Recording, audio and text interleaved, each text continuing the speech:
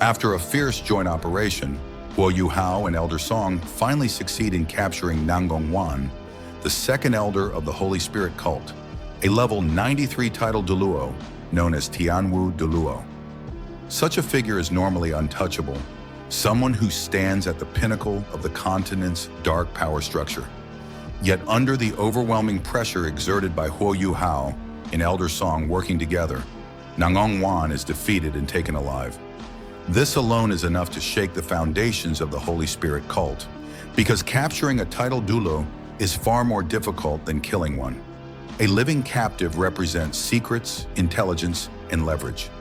Nangong Wan is brought directly to Tianling City of the Star Luo Empire. There, Huo Yuhao opens the necromancer demiplane, a space steeped in deathly aura, cold, oppressive, and perfectly suited for breaking the psychological defenses of an evil soul master. Elder Song and Yan Shaozhe join him inside, preparing to interrogate Nangong Wan thoroughly. From the very beginning, the atmosphere is heavy with killing intent.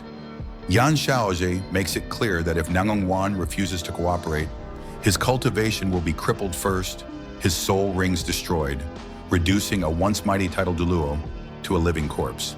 It is at this moment that Nangong Wan's true nature is exposed.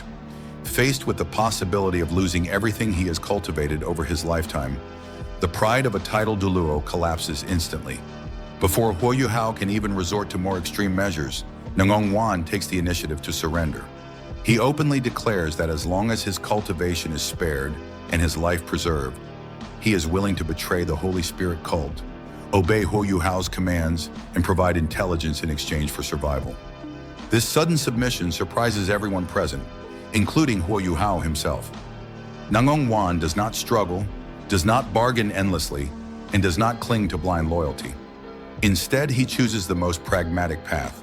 To him, the Holy Spirit cult is merely a means to power, not a faith worth dying for. This moment sharply contrasts with many fanatical evil soul masters who would rather perish than betray their sect, highlighting Nangong Wan as a man driven by self-interest above all else. Once Nangong Wan begins to speak, the flow of information becomes overwhelming. He reveals the internal structure of the Holy Spirit cult, the hierarchy of elders, the division of forces, and the distribution of power across different regions. One revelation after another pours out, and soon even secrets related to Ma Xiaotao and Tang Ya surface. Huo Yuhao learns that Ma Xiaotao is currently being held within the Holy Spirit cult's headquarters, focusing on her breakthrough toward the level of a title Douluo, while Tang Ya has been sent to the front line between the Heavenly Soul Empire and the Sun Moon Empire, not far from Tianling City. Despite Nangong Wan's cooperation, one crucial detail remains missing: the exact location of the Holy Spirit cult's main headquarters. Whether this omission is deliberate or forced by restrictions placed on him by the cult is unclear. Even so, the intelligence he provides is already invaluable. Yet this creates a new dilemma for Huo Yuhao and the others. Nangong Wan is an evil soul master responsible for countless deaths. Simply letting him go would be unforgivable, but killing him outright would waste a powerful asset. In the end, Huo Yuhao makes a cold and decisive choice. Drawing upon the necromantic arts taught to him by his teacher, Electrolux, he personally plants a restriction within Nangong Wan's mind. This is not a simple seal, but a terrifying necromantic curse directly linked to Huo Yuhao's will. As long as Nangong Wan obeys, he lives. The moment he harbors betrayal or resistance, Huo Yuhao can activate the spell with a single incantation, instantly destroying Nangong Wan's soul. This act marks a significant evolution in Huo Yuhao's character.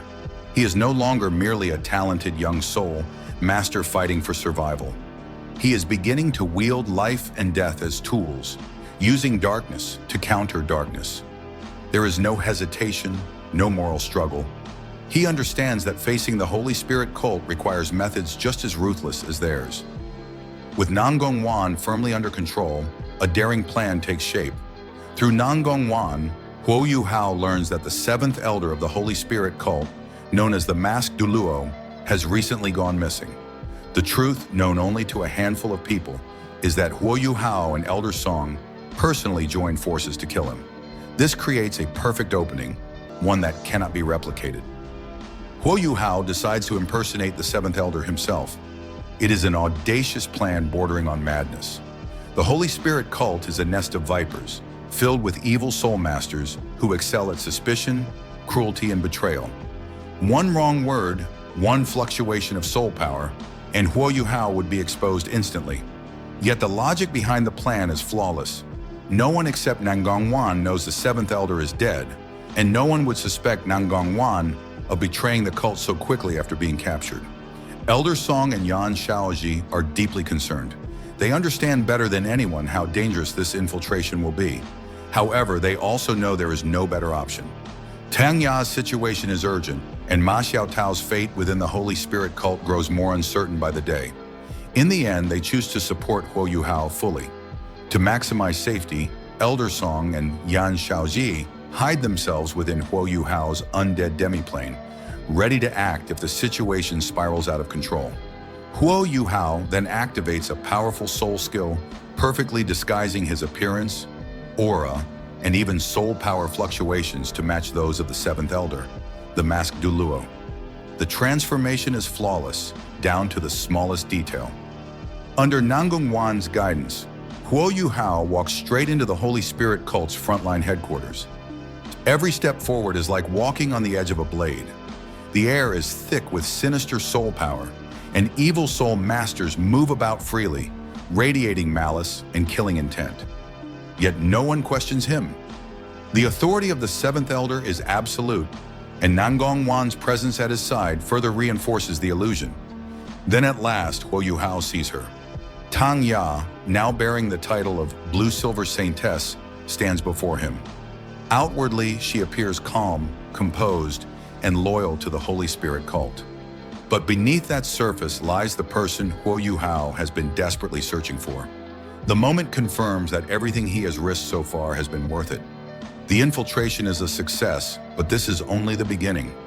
With his identity concealed and his enemies unaware, Huo Yuhao has placed himself at the very heart of danger. The rescue of Tang Ya, the confrontation with the Holy Spirit cult, and the fate of Ma Xiaotao all loom ahead.